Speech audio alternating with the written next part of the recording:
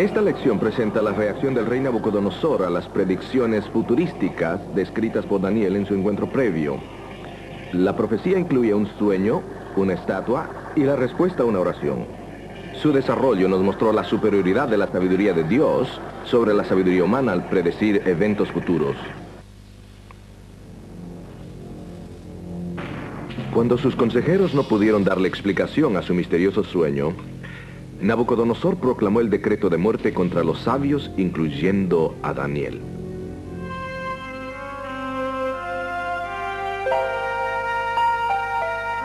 Pero Daniel oró fervorosamente a su Dios, y el sueño y su interpretación le fueron revelados. Daniel le explicó al rey que la imagen que se le había mostrado representaba una serie de poderes mundiales. Estos poderes gobernarían al mundo desde Babilonia hasta el fin del tiempo.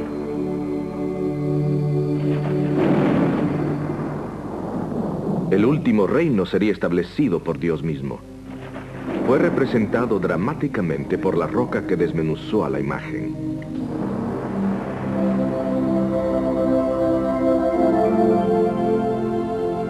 A esta profecía la llamamos una profecía de bosquejo. Da un bosquejo básico para las profecías más detalladas que se encuentran en los capítulos posteriores de Daniel. Lamentablemente, Nabucodonosor no aprendió de su sueño. Puesto que la roca golpeó a la imagen en los pies, probablemente razonó que él, la cabeza de oro, estaría a salvo. Las palabras de Daniel volvieron a hacer eco.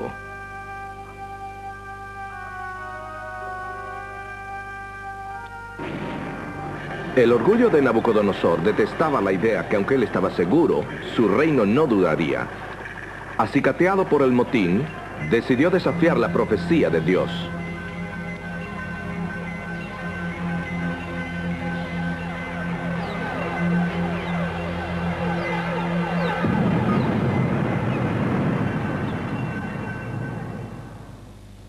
Como el soberano más poderoso del mundo conocido, Nabucodonosor se propuso defender su imperio. Ninguna profecía judía habría de obstruir sus ambiciosos planes de gloria eterna.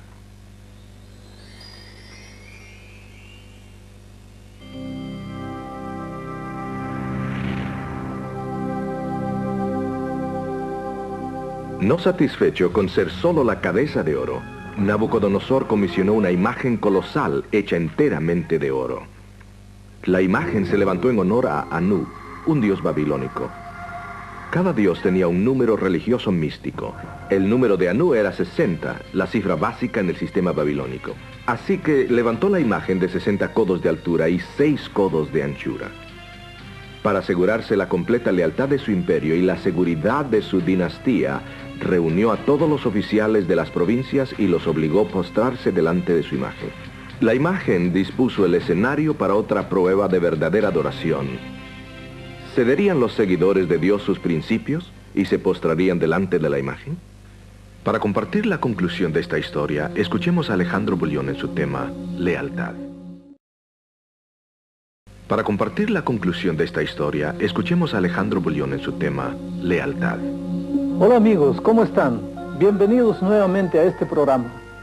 Hoy estudiaremos una de las más impresionantes historias del Antiguo Testamento.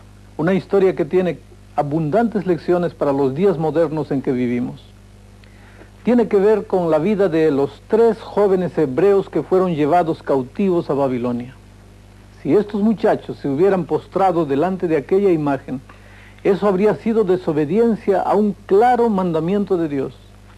Ustedes recordarán en nuestro primer programa, señalamos que uno de los asuntos que continuamente aparece en Daniel tiene que ver con la verdadera adoración y con la obediencia a los mandamientos de Dios. En esta historia veremos estos 2 puntos como tema central. Recordemos que el punto central de Daniel tiene que ver con los últimos días, una comprensión de las historias que se encuentran en el libro de Daniel. Las experiencias de Daniel y sus amigos son esenciales para nuestra comprensión del libro en sí. Todas ellas están relacionadas con las profecías y nos dan una perspectiva práctica de cómo debemos aplicar algunos de los principios bosquejados en el libro de Daniel. Dentro de unos momentos veremos cómo el libro de Apocalipsis predice el tiempo cuando la verdadera adoración será prohibida y el pueblo de Dios será obligado a adorar en forma contraria a los mandamientos de Dios. Pero su verdadero pueblo, el pueblo de Dios, permanecerá obediente a pesar de todas las circunstancias. Ustedes recordarán que en nuestro último programa les animé para que tuviesen a mano papel y lápiz de manera que puedan repasar los puntos importantes de cada lección. Personalmente, yo puedo recordar mucho más cuando tomo notas. Así, si en este momento no tienes lápiz y papel, ¿por qué no buscas uno para tomar notas? ¿Listo? ¿Podemos comenzar? Comencemos entonces. Después de levantar la gran imagen en la planicie de Dura, Nabucodonosor invitó a todos los gobernadores más importantes a su dedicación. La Biblia dice lo siguiente: y envió el rey Nabucodonosor a juntar a los grandes, los asistentes y capitanes, y oidores, receptores, los del consejo, presidentes y a todos los gobernadores de las provincias, para que viniesen a la dedicación de la estatua que el rey Nabucodonosor había levantado. Fueron pues reunidos los grandes, los asistentes y capitanes, los oidores, receptores, los del consejo, los presidentes y todos los gobernadores de las provincias a la dedicación de la estatua que el rey Nabucodonosor había levantado. Y estaban en pie delante de la estatua que había levantado el rey Nabucodonosor. Una tablilla de arcilla descubierta en las ruinas de Babilonia, que fue traducida y publicada en 1956, indica que se levantó un serio motín en el ejército de Nabucodonosor en diciembre del año 594 a.C., en el 10º año de su reinado.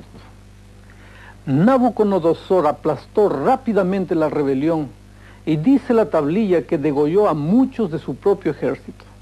Es muy probable que por esta razón Nabucodonosor decidiera llamar a todos los oficiales para la dedicación de su imagen.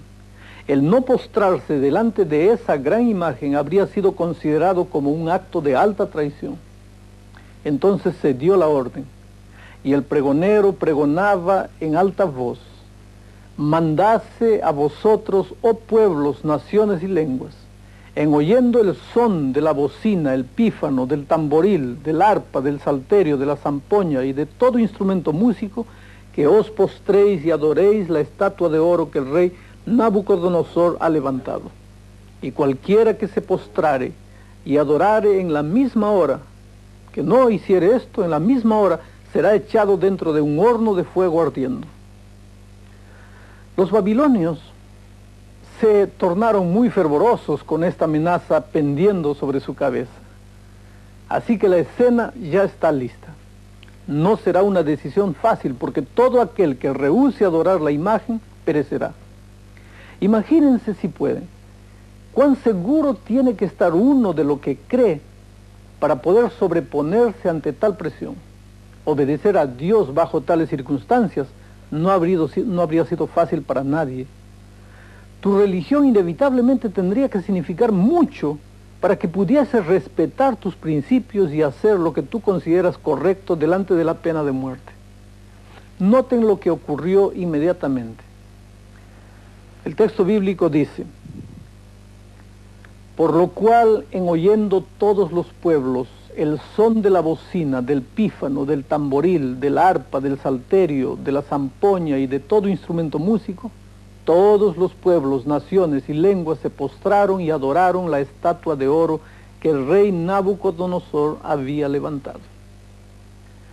No se necesita mucha imaginación para reconstruir la escena. Allí estaban los camellos y hermosos caballos árabes. Había gran pompa y ceremonia, y destellos de grandeza, oro y gloria por todas partes. Por sobre todo esto, la gigantesca imagen resplandeciendo bajo la luz del sol. La tecnología y el costo involucrados en su construcción deben haber sido tema de conversación por espacio de muchos meses.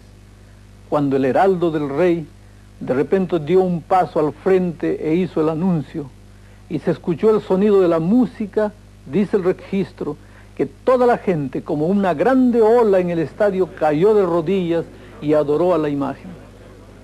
Pero entonces, abriéndose paso por en medio de los guardaespaldas del rey, vinieron algunos de sus espías. El texto bíblico afirma: en este mismo tiempo algunos varones caldeos llegaron y denunciaron a los judíos, diciendo al rey Nabucodonosor: Rey, para siempre vive. Tú, oh rey, pusiste ley que todo hombre, en oyendo el son de la bocina, del pífano, del tamboril, del arpa, del salterio, de la zampoña y de todo instrumento músico, se postrase y adorase la estatua de oro. Y el que no se postrase y adorase, fuese echado dentro de un horno de fuego ardiendo. Hay unos varones judíos, los cuales pusiste tú sobre los negocios de la provincia de Babilonia, Sadrach, Mesach y Abednego. Estos varones, oh rey, no han hecho cuenta de ti, no adoran tus dioses, ni adoran la estatua de oro que tú levantaste. Yo casi puedo detectar el veneno y el aguijón de esas palabras. Noten bien lo que ellos dijeron. Hay unos varones judíos, los cuales pusiste tú sobre los negocios de la provincia de Babilonia. En otras palabras, no los podían soportar porque eran extranjeros y todavía estaban en posiciones de autoridad, inclusive sobre los mismos caldeos. ¿Pueden imaginarse ustedes cómo se habrán sentido estos tres hombres al permanecer de pie mientras todo el mundo se postraba en masa? No podían pasar desapercibidos, claro. Podría haber sido muy fácil racionalizar y decir que en realidad no estaban adorando la imagen, sino que solo estaban respetando una orden del rey. Pero ellos sabían que su fidelidad a Dios estaba en juego y era mucho más importante que cualquier cosa. ¿Recuerden ustedes ese mandamiento que específicamente prohíbe la falsa adoración? No te harás imagen ni ninguna semejanza de cosa que esté arriba en el cielo, ni abajo en la tierra, ni en las aguas debajo de la tierra. No te inclinarás a ellas, ni las honrarás, porque yo soy Jehová tu Dios, fuerte, celoso, que visito la maldad de los padres sobre los hijos, sobre los terceros y sobre los cuartos, a los que me aborrecen, y que hago misericordia en millares a los que me aman y guardan mis mandamientos. Así que para los hebreos, postrarse habría sido simplemente desobedecer a uno de los explícitos y sencillos mandamientos de Dios. Nuevamente vemos los dos puntos centrales de adoración y obediencia en esta historia. Recuerden antes que el tema central del libro de Daniel tiene que ver con los últimos días. En poco tiempo veremos cómo es que el libro de Apocalipsis igualmente toma ese mismo tema y nos explica que en los últimos días se le ordenará al pueblo de Dios a prestar un tipo de adoración completamente contraria a los 10 mandamientos de Dios. Pero su pueblo verdadero, así como Sadrach, Mesach y Abednego, permanecerá fiel hasta la muerte. Cuando los 3 hebreos fueron llevados delante del rey, naturalmente Nabucodonosor, sin lugar a dudas, les hizo recordar que él los había sacado de la esclavitud para convertirlos en príncipes de su reino. Los había colocado encargados de las provincias. Yo imagino que el rey dijo más o menos así: después de todo lo que hice por ustedes, yo pensé que por lo menos me apoyarían en esto. Mis amigos queridos, noten ahora la presión sobre los 3 jóvenes hebreos. Es una presión que viene a un nivel personal. Sin duda el rey debe haber tenido mucha afinidad con estos jóvenes porque les dio otra oportunidad. A veces la gente me dice: no puedo hacer lo que Dios espera de mí, adorarle exactamente en la forma que Él quiere. Eso puede afectar mi trabajo, mi familia. Bueno, si alguna vez te has visto tentado a pensar que estás tan comprometido con otra persona que no puedes obedecer a Dios, piensa en esos jóvenes hebreos. Porque no hay nadie que estuviese más comprometido con una persona que Sadrach, Mesach y Abednego con Nabucodonosor. Él los había sacado de la condición más baja, los había elevado a una de las posiciones más altas en su imperio. Vamos, muchachos, háganlo por mí, tal vez pidió el rey. Sin duda los jóvenes dijeron, oh rey, apreciamos mucho tu bondad, pero solamente hay una cosa que nos detiene, y es el mandamiento de Dios que dice, no te inclinarás a ninguna imagen. Bueno, el viejo rey seguramente sonrió. Ah, sí, esos mandamientos ya están fuera de moda. Tal vez estaban bien cuando ustedes vivían en Jerusalén, pero no pueden guardarlos aquí, en el gran mundo. A veces hoy día todavía escuchamos este tipo de argumento. Y aún más, lo que realmente necesitamos es una religión más amplia, una que no sea tan absurda. Más aún, toda la gente importante, abogados, doctores, oficiales, pastores, se están postrando delante de mi imagen. ¿Me quieren decir ustedes que están en lo correcto y que todos los grandes hombres y mujeres del mundo están equivocados? Escuchen, si sus propios padres adoraron imágenes, y dicho sea de paso, esto era de alguna manera verdad. Era por eso que los judíos estaban en la cautividad. ¿No creen que la religión de sus padres, siguió el rey, debería ser un ejemplo para ustedes? Pero había solamente una cosa que les impedía postrarse, y era el simple mandamiento de Dios. Me gusta la forma en que los jóvenes le respondieron al rey cuando éste les ofreció una segunda oportunidad. Ellos dijeron, no cuidamos de responderte sobre este negocio. En otras palabras, no necesitamos una segunda oportunidad. No precisamos más tiempo para reconsiderar nuestra posición. Esos jóvenes simplemente no se dejaron intimidar por el horno de fuego y continuaron diciendo, he aquí nuestro Dios a quien honramos puede librarnos del horno de fuego ardiendo y de tu mano, oh rey, nos librará. Y si no, sepas, oh rey, que tu Dios no adoraremos, ni tampoco honraremos la estatua que has levantado. Este es un tremendo testimonio de fe. Si Dios los libraba, bien. Si no, aún así ellos les servirían. Su fe en Dios no dependía de su liberación. Su obediencia brotaba de un principio. Igualmente será con los hijos de Dios en los últimos días. El que Dios los libre de la persecución o no, o aún de la muerte inminente, no es el factor clave. Lo único que realmente cuenta para ellos es que aman a Dios y serán obedientes a Él por eso. Ya para este momento, el rey estaba completamente furibundo. Noten qué fue que él dijo. Está registrado aquí en la Biblia.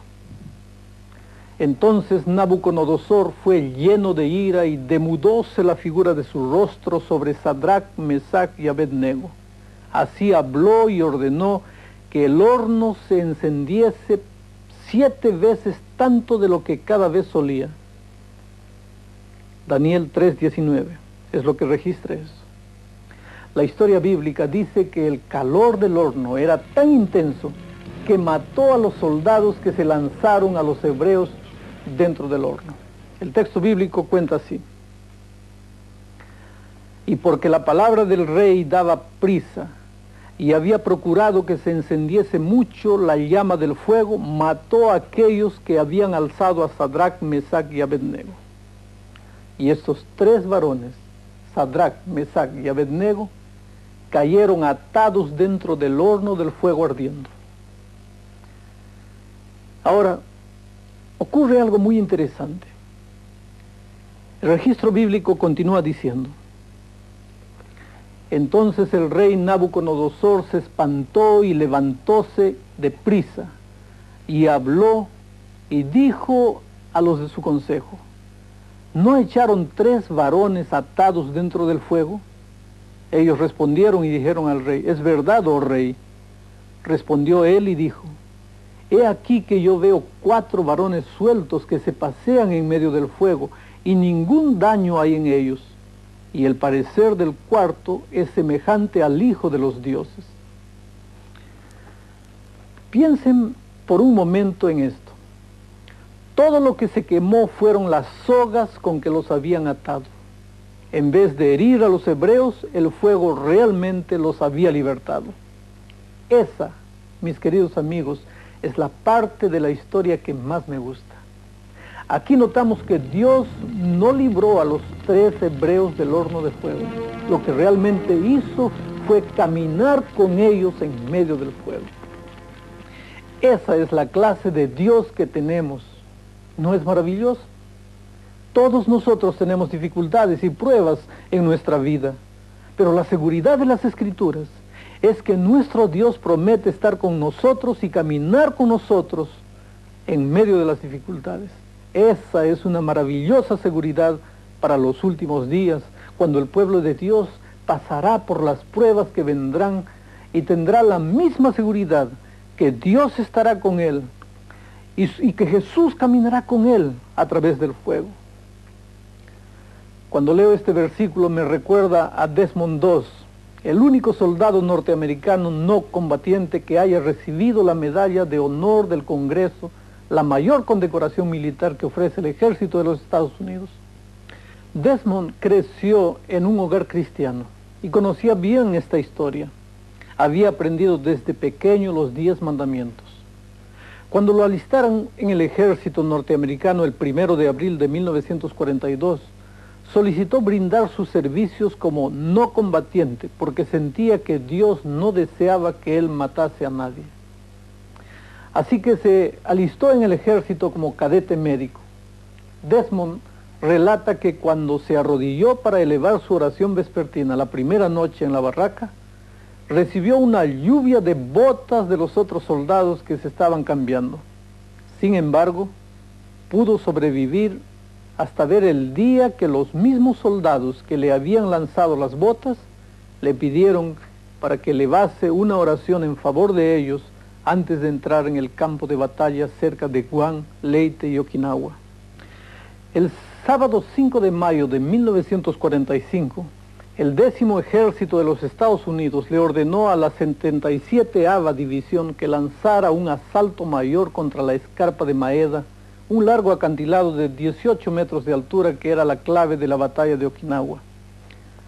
Sin el comando norteamericano saber, los japoneses habían decidido lanzar ese mismo día un contraataque masivo contra esa misma escarpada. El pelotón en el cual Desmond era el único camillero sobreviviente había sido reforzado con un total de 200 hombres que debían escalar el acantilado. Ellos debían neutralizar el comando japonés que se encontraba escondido en una cueva a un par de metros del borde de la montaña.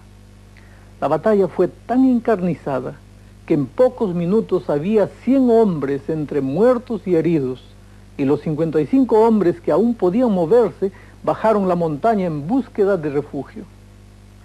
Solamente 2 permaneció de guardia, su uniforme empapado con la sangre de todos aquellos a quienes trataba de ayudar. Milagrosamente pudo ayudar 75 hombres a quienes llevó a salvo.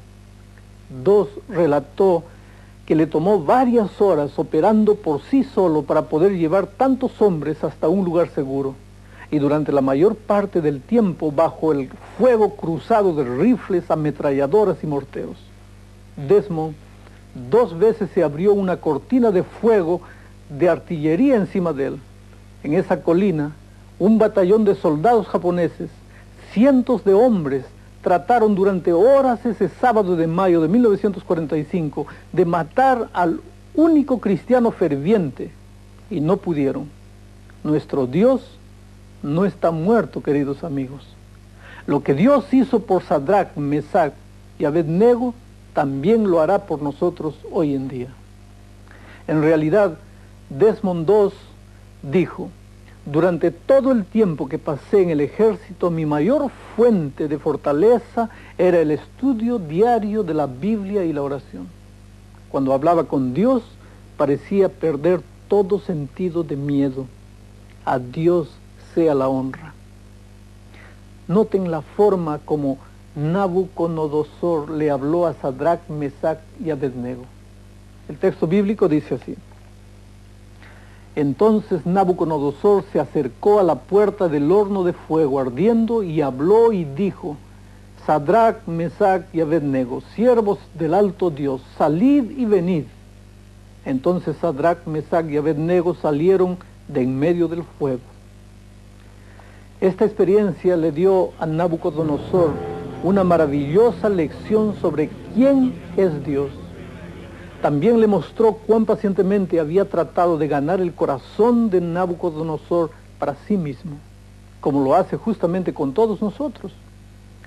Tanto impresionó a Nabucodonosor toda esta experiencia que el rey hizo proclamar otro edicto. El texto bíblico cuenta ese edicto de esta manera: y juntáronse los grandes, los gobernadores, los capitanes y los del consejo del rey para mirar a estos varones, cómo el fuego no se enseñoreó de sus cuerpos, ni cabello de sus cabezas fue quemado, ni sus ropas se mudaron, ni olor de fuego había pasado por ellos. Nabucodonosor habló y dijo: bendito el Dios de ellos, de Sadrach, Mesach y Abednego, que envió su ángel y libró a sus siervos que esperaron en él, y el mandamiento del rey mudaron, y entregaron sus cuerpos antes que servir o adorar a otro Dios que su Dios.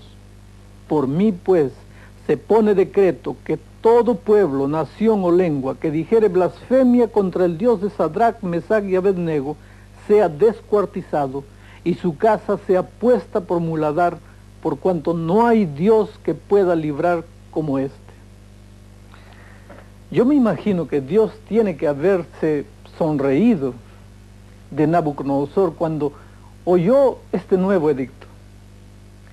Saben, queridos amigos, ordenarle a la gente a servir a Dios es tan fructífero como ordenarle a un joven que se enamore de una jovencita. Porque para que el amor sea amor verdadero, tiene que ser de libre espontaneidad. Así es con Dios. El único servicio que Dios encuentra aceptable es cuando los hombres le sirven porque deciden servirle por cuenta propia, no porque un gobierno toma medidas legales al respecto. Pero Nabucodonosor hizo solamente lo que sabía hacer. Le ordenó a la gente por doquier que adorara al verdadero Dios. Esta gran ilustración de fe y obediencia es más que una mera historia inspiradora, porque recuerden que las historias de Daniel ilustran las profecías y lo que sucederá al pueblo de Dios en los últimos días. El libro paralelo de Daniel, que es el libro de Apocalipsis en el Nuevo Testamento, describe una escena semejante. Notemos las similitudes. Voy a leer el texto. Después vi otra bestia que subía de la tierra y tenía 2 cuernos semejantes los de un cordero, mas hablaba como un dragón, y ejerce todo el poder de la primera bestia en presencia de ella, y hace a la tierra y a los moradores de ella adorar a la primera bestia, cuya llaga de muerte fue curada. El punto clave: en los últimos días, mi querido amigo, gira en derredor de la adoración y lealtad a la bestia. Continuamente, a través de Daniel y Apocalipsis, se da un aviso de precaución acerca de la falsa adoración. Y hace grandes señales, dice el texto bíblico. Voy a leer nuevamente. Hace grandes señales, de tal manera que aún hace descender fuego del cielo a la tierra delante de los hombres, y engaña a los moradores de la tierra, por las señales que le ha sido dado a hacer en presencia de la bestia, mandando a los moradores de la tierra que hagan la imagen de la bestia que tiene la herida de cuchillo y vivió, y le fue dado que diese espíritu a la imagen de la bestia, para que la imagen de la bestia hable, y hará que cualesquiera que no adorare la imagen de la bestia sea muerto. Luego, después que esta bestia hace descender fuego del cielo y realiza asombrosos milagros, hace una imagen de la bestia. Ustedes se pueden dar cuenta que Apocalipsis usa el mismo lenguaje que Daniel. Entonces se le ordena a la gente que adore esa imagen. Aquellos que se nieguen a hacerlo deben ser muertos. Y hacía que todos, pequeños y grandes, ricos y pobres, libres y siervos, se pusiese una marca en su mano derecha o en sus frentes, y que ninguno pudiese comprar o vender, sino el que tuviera la señal o el nombre de la bestia o el número de su nombre. Eso está registrado en Apocalipsis capítulo 13, versículos 16 y 17. Ustedes ven que se proclaman restricciones económicas.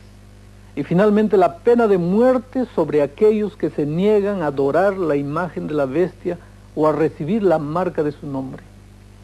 En nuestro tema de hoy no vamos a discutir los detalles de la marca de la bestia, porque este es un asunto tan importante que le dedicaremos un programa entero más adelante. Asegúrense de no faltar bajo ninguna circunstancia, porque es de importancia eterna para todos nosotros. El punto más importante que saco de esta sección de Daniel es que personalmente debo yo ser leal a Dios en estos días, así como lo fueron los 3 jóvenes hebreos en la crisis que enfrentaron en Babilonia. Creo que ustedes también quieren ser fieles a Dios, ¿no es verdad?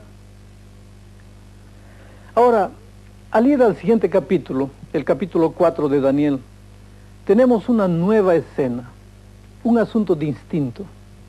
Este capítulo se concentra en el rey Nabucodonosor.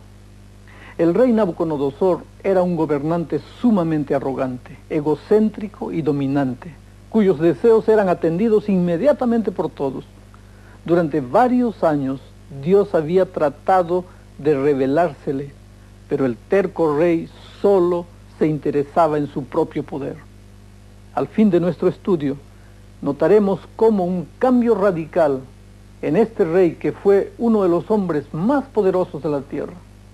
Como veremos en unos instantes, este gran gobernante racionalizaba la evidencia clara y contundente de que era el Dios del cielo y no los dioses paganos los que estaban en el control del universo.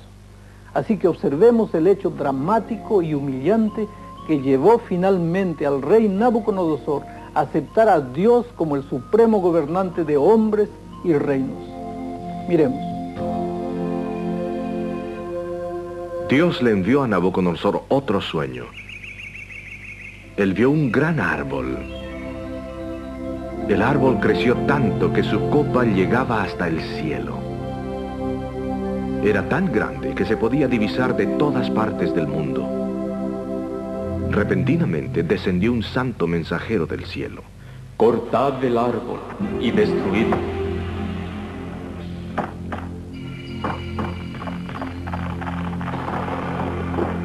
Pero dejad el tocón, ligado con hierro y bronce en la hierba del campo.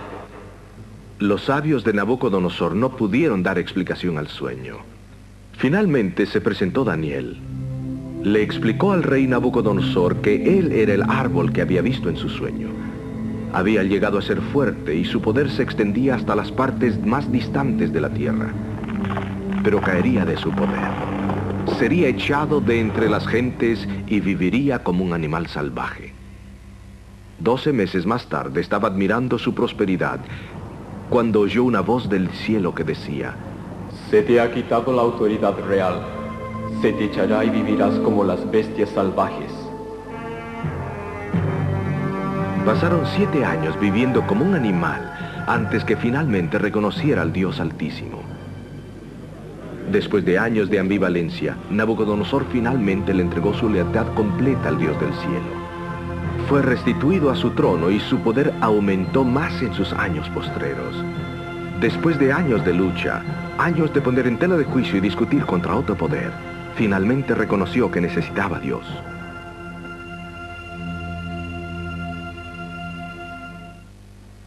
Es admirable que Nabucodonosor, rey de la nación más grande que haya existido en la tierra, diese su lealtad al Dios Altísimo. Fue necesaria una gran lucha para llegar al corazón de este rey tan orgulloso. Pero después de 30 años, finalmente, este rey reconoció al Dios del cielo. El hecho que necesitamos a Dios en nuestra vida es una conclusión que le cuesta aceptar a mucha gente. Para que podamos aprender esa lección tan importante, a veces Dios permite que pasemos por dificultades y penurias. A través de ellas nos damos cuenta que nosotros no tenemos todas las respuestas. Notemos lo que Daniel declaró a Nabucodonosor respecto a esta lección. La Biblia dice así: que te echarán de entre los hombres, y con las bestias del campo será tu morada, y con hierba del campo te apacentarán, como a los bueyes, y con rocío del cielo serás bañado, y 7 tiempos pasarán sobre ti, hasta que entiendas que el Altísimo se enseñorea del reino de los hombres, y que a quien él quisiere lo da. Nabucodonosor tuvo que aprender la verdad básica del Evangelio. Tuvo que estar dispuesto a que Dios gobernase su vida. Es Dios el que pone reyes y quita reyes. El mensaje de que Dios está en el control de los eventos del mundo nuevamente sale a relucir en este capítulo. Dios ama a la gente y quiere que el ser humano tenga lo mejor en la vida. Nótese el consejo que Dios le dio a Nabucodonosor. Escuchen aquí. Por tanto, oh rey, aprueba mi consejo y redime tus pecados con justicia y tus iniquidades con misericordia hacia los pobres, que tal vez será eso una prolongación de tu tranquilidad. La única forma en que Nabucodonosor podía haber detenido la calamidad que se avecinaba sobre él era entregando su vida a Dios. Debía reconocer a Dios como el gobernante de su vida y así evitar el desastre que le sobrevendría. Hay algo más que me gusta de esta historia, y es que aún después de esta advertencia que Dios le dio a Nabucodonosor sobre la calamidad que se aproximaba, él esperó 1 año más antes de permitir que finalmente aconteciera. Dios esperaba que Nabucodonosor respondiera positivamente, pero no lo hizo.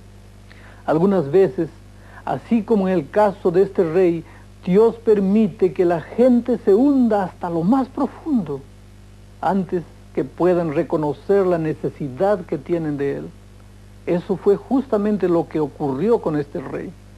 La profecía se cumplió al pie de la letra y el rey estuvo loco durante un periodo de 7 años. Al fin de este periodo, Nabucodonosor recuperó sus facultades mentales y dijo: mas al fin del tiempo, yo, Nabucodonosor, alcé mis ojos al cielo, y mi sentido me fue vuelto, y bendije al Altísimo, y alabé y glorifiqué al que vive para siempre. Ahora yo, Nabucodonosor, alabo, engrandezco y glorifico al Rey del cielo, porque todas sus obras son verdad y sus caminos juicio, y humillar puede a los que andan con soberbia. Pasaron 3 décadas antes de que Nabucodonosor reconociera al Dios del cielo como el Dios verdadero. Ya no exaltó más Nabucodonosor a sí mismo, sino que exaltó y alabó al Dios del cielo.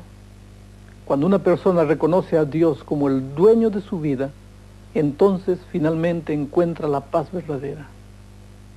Ahora viene la mejor parte de esta historia. Es la parte que más me gusta. Dios hizo por Nabucodonosor algo que necesitamos entender. Eso que hizo con el rey quiere hacerlo hoy día con cada uno de nosotros. Quiere que todos nosotros nos salvemos en su reino. A veces, querido amigo, Dios permite que caigamos hasta el fango antes de poder ayudarnos. Nuestro orgullo muchas veces nos ciega y no vemos nuestra desesperada necesidad de salvación. Dios no salvó a Nabucodonosor porque él fuera bueno. No lo era. Era un gobernante orgulloso y arrogante, pero Dios lo amaba a pesar de sus debilidades. A veces algunos sienten que son demasiado malos para que Dios los salve. que han caído demasiado bajo y han hecho muchas cosas malas. Pero la historia de Nabucodonosor debe darnos esperanza hoy. Que si Dios pudo salvar a aquel rey, puede salvar también a cualquier persona. Escuchemos lo que dice la Biblia. Porque por gracia sois salvos por la fe, y esto no de vosotros, pues es don de Dios, no por obras, para que nadie se gloríe. La gracia es algo que no merecemos, ni podemos ganar. Es un don gratuito mediante Jesús, porque la paga del pecado, continúa diciendo la Biblia, es la muerte, mas la dádiva de Dios es vida eterna en Cristo Jesús nuestro Señor. Escucha una cosa, si la salvación es un don, entonces todos nosotros podemos ser salvos. Solo necesitamos aceptar ese regalo. Si la salvación dependiese de cualquier cosa que tuviésemos que hacer, como buenas obras, por ejemplo, nunca sabríamos si somos salvos, porque nunca podríamos estar seguros de haber hecho lo suficiente. Pero Dios nos ha hecho a todos iguales en lo que a recibir la salvación se refiere. Todo lo que tiene que hacer cualquiera de nosotros es aceptar el regalo que Dios nos ofrece hoy. ¿Cómo aceptamos el don de la salvación? Miren lo que la Biblia dice. Y sacándoles fuera les dijo, señores, ¿qué es menester que yo haga para ser salvo? Y ellos dijeron, cree en el Señor Jesucristo y serás salvo tú y tu casa. Creer significa simplemente confiar y depositar toda nuestra confianza en Jesucristo. Este creer es más que un reconocimiento intelectual de que Jesús murió por nosotros. Implica que confesemos que Él nos salvará. Hay 4 pasos para ir a Jesús. Veamos.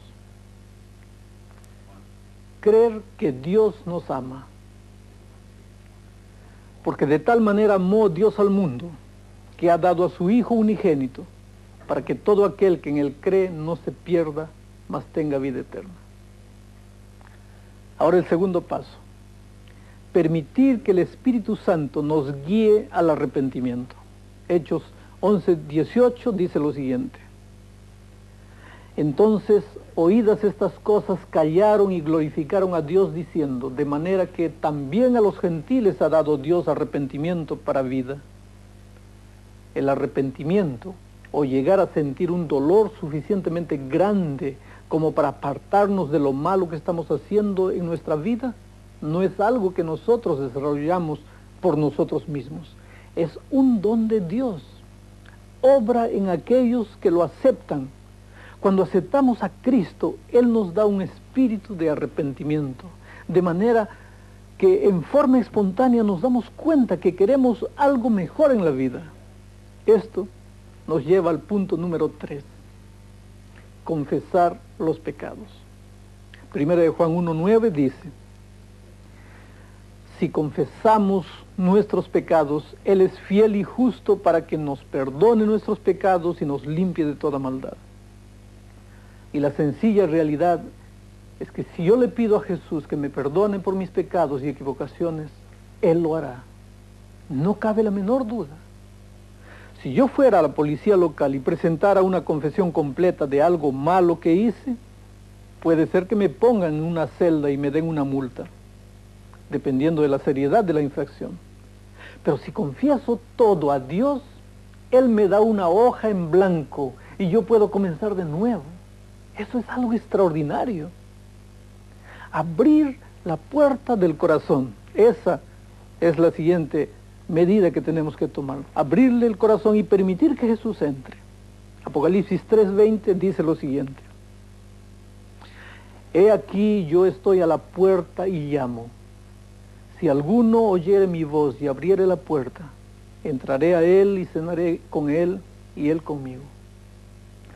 Esto, mi querido amigo, significa que ahora el amor de Jesús controla mi vida y Él me da el poder para hacer lo que Él quiere que yo haga. Permítanme ilustrarlo de esta manera. Un niñito va caminando por la orilla de la playa y al lado de la playa hay una grande montaña. El padre del niño le dice a su hijo: ¿quieres subir la montaña? El niño mira la montaña y se da cuenta que sus piernecitas nunca podrán subir esa gran montaña. El padre pregunta de nuevo: ¿quieres subir la montaña? Sí, le dice el niño, pero no sé cómo podré subir. Ah, responde el padre, si tú quieres subir, yo te cargo. ¿Ven ustedes? El niño toma la decisión, pero el padre provee el poder muscular necesario. Así es también en la vida cristiana. Dios nos pregunta si queremos ser salvos, pero sabemos que nuestra fe es pequeñita y débil. Si se lo pedimos, Dios suplirá el don de la salvación y el poder necesario para vivir como Él quiere que vivamos. Es así de sencillo. No depende de si hemos vivido una vida buena o mala. Principios y se postrarían delante de la imagen. Para compartir la conclusión de esta historia, escuchemos a Alejandro Bullión en su tema Lealtad. Para compartir la conclusión de esta historia, escuchemos a Alejandro Bullión en su tema Lealtad. Hola amigos, ¿cómo están? Bienvenidos nuevamente a este programa. Hoy estudiaremos una de las más impresionantes historias del Antiguo Testamento. Una historia que tiene abundantes lecciones para los días modernos en que vivimos. Tiene que ver con la vida de los 3 jóvenes hebreos que fueron llevados cautivos a Babilonia. Si estos muchachos se hubieran postrado delante de aquella imagen, eso habría sido desobediencia a un claro mandamiento de Dios. Ustedes recordarán en nuestro primer programa, señalamos que uno de los asuntos que continuamente aparece en Daniel tiene que ver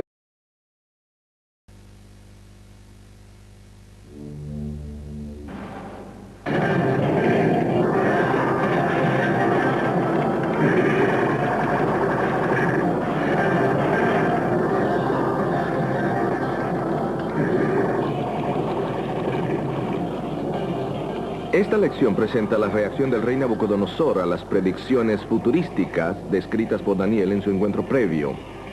La profecía incluye un sueño, una estatua y la respuesta a una oración. Su desarrollo nos mostró la superioridad de la sabiduría de Dios sobre la sabiduría humana al predecir eventos futuros. Cuando sus consejeros no pudieron darle explicación a su misterioso sueño, Nabucodonosor proclamó el decreto de muerte contra los sabios, incluyendo a Daniel.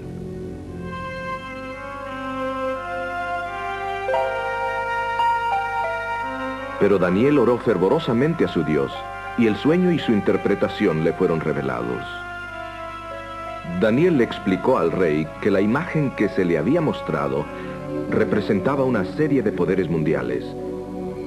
Estos poderes gobernarían al mundo desde Babilonia hasta el fin del tiempo.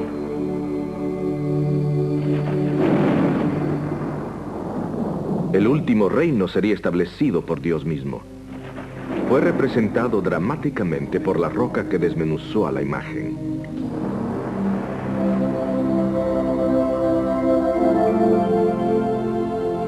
A esta profecía la llamamos una profecía de bosquejo.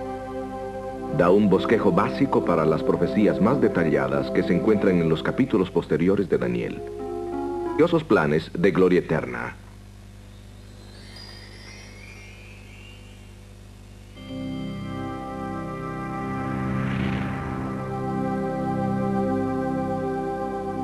No satisfecho con ser solo la cabeza de oro, Nabucodonosor comisionó una imagen colosal hecha enteramente de oro. La imagen se levantó en honor a Anu, un dios babilónico.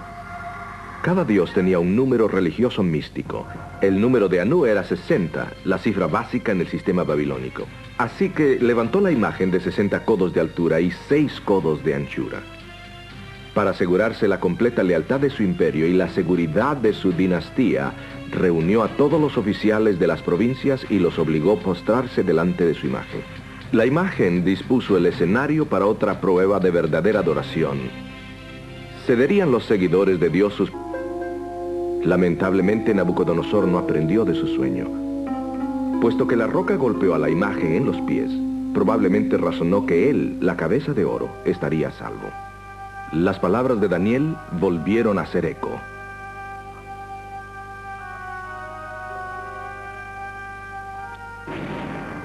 El orgullo de Nabucodonosor detestaba la idea que, aunque él estaba seguro, su reino no duraría. Acicateado por el motín, decidió desafiar la profecía de Dios.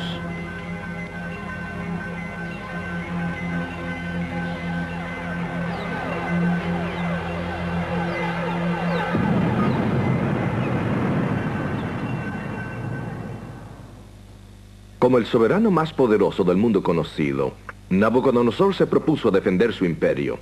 Ninguna profecía judía habría de obstruir sus ambiciones.